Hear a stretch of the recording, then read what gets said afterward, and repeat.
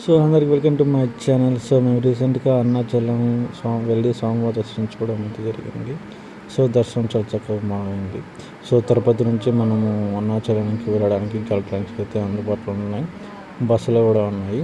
So మేము మధ్యాహ్నం 12 గంటలకి అరుణాచలం వెళ్ళడానికి ఒక ట్రైన్ ఉంది.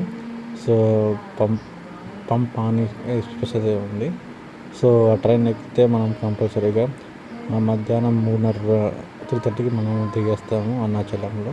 సో ట్రైన్ అయితే ఏం లేట్ అవ్వదు, ఖచ్చితంగా మనం అనుకున్న టైంకే వెళ్ళిపోతుంది. ట్రైన్ అయితే సూపర్ వెళ్తుంది ఫాస్ట్గా. సో ఇలా మనము ట్రైన్ ప్రయాణంలో అరుణాచలంకి అయితే వెళ్తున్నాము.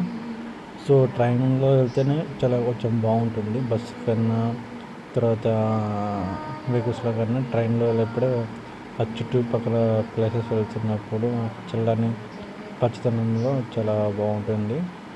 సో ఫైనల్గా అయితే మనం అరుణాచలంకి వచ్చేసాము.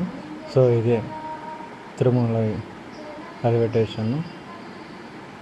చూడండి ఎంతమంది జనాలు ఉన్నారో, ఫుల్ అందరూ భక్తులే. సో ఇక్కడికి ఫైనల్గా అయితే మనం రీచ్ అయిపోయాము రైల్వే స్టేషన్కి. సో ఇక్కడ నుంచి మనకు టెంపుల్కి 1.5 కిలోమీటర్ డిస్టెన్స్ అయితే ఉంటుంది. వెహికల్స్ ఉంటాయి. సో 30 రూపీస్ తీసుకుంటారు. సో ఫైనల్గా అయితే మనం అరుణాచలంకి రీచ్ అయ్యాము. సో ఇదే అరుణాచలం స్వామి టెంపుల్, పెద్ద గోపురం ఇదే. సో చుట్టూ చాలా గోపురాలు ఉంటాయి. సో మెయిన్ గోపురం ఇదే. చూడండి ఇంత పెద్ద గోపురము.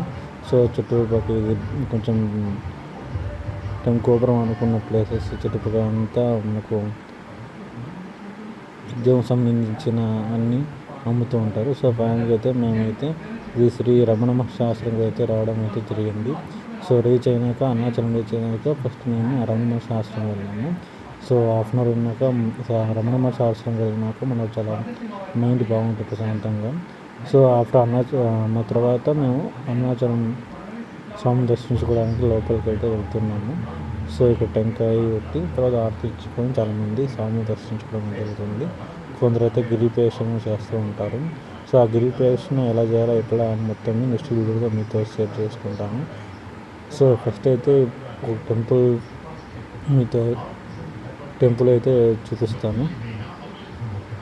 సో చూడండి అరుణాచలం నైట్ టైం అయితే అరౌండ్ 6-7కి వెళ్దాం మేము. ఆ రోజు సండే నైట్ అయితే వెళ్ళాము. దాదాపు మనకు 2 hours అయితే పట్టి దర్శనం చేసుకోవడానికి. సో దర్శనం చేసుకుని బయటకు వచ్చేకల్లా మాకు 8:30 ఆ టైంలో అవుతుంది. చూడండి జనాలు అయితే భక్తులు అయితే చాలామంది ఉన్నారు. ఫుల్ రష్ అయితే వీకెండ్స్లో ఫుల్ ఉంటారు. మిగతా రోజు పోల్చుకుంటే వీకెండ్స్లో ఫుల్ రష్ ఎక్కువ. చూడండి చల్లని వాతావరణంలో సో అరుణాచల స్వామి దర్శించుకోవడం అయితే చాలా చక్కగా జరిగింది. చాలా పెద్ద గుడి, పెద్ద గోపురాలు, పెద్ద అరుణాచలంలో స్వామివారి అనుగ్రహం ఉంటేనే మనం అరుణాచలం వెళ్తాం అనేది సత్యము. సో ఫైనల్గా మేమైతే అరుణాచలం స్వామి దయతో ఆయన అనుగ్రహంతో మేము చేయాము. సో ఇక్కడ మనకు నైట్ టైమ్స్ అయితే కనిపించవు. చెట్టు మీద మనకు రకరకాల ఋషులు తపస్సు చేస్తూ ఉంటారని ఒక పురాణం. సో ఇక్కడ మనకు చూడండి నైట్ టైమ్స్ పెద్ద నంది అయితే స్వామివారి ఎదురుగా ఉంటుంది. ఇది నమూనా. సో గుడిలో ఉంటుంది. అరుణాచల టెంపుల్కి సంబంధించి మొత్తం నమూనా ఇది. సో చాలా బాగుంది నమూనా కూడా. లోపల పెద్ద కోనేరు ఉంది అరుణాచలం స్వామి టెంపుల్లో, పెద్ద కోనేరు.